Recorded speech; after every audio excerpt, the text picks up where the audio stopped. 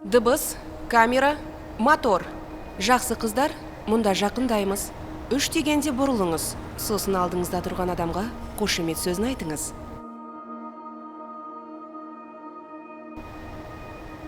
Бір, екі, үш.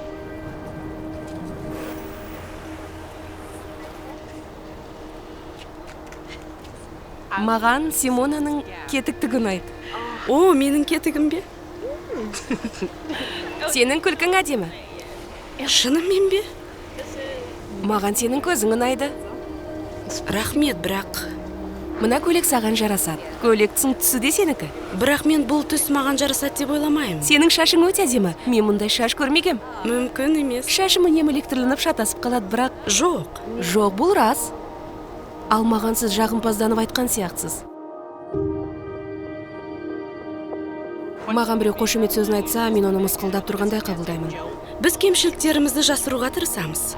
Өзіңе қошемет сөзін айту өте қиын. Ыңғайсыз сезінесің.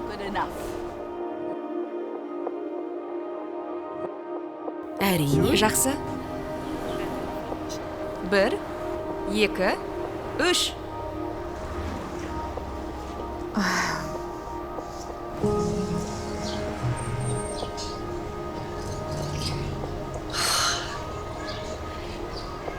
Ой. Бұл кім? Жылы шырайлы, мейірімді, таза жүректі.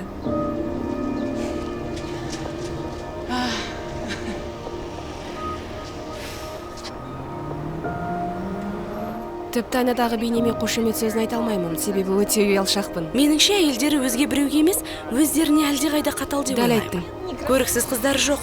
Өздерінің артықшылығын айқындай алмайтындар бар.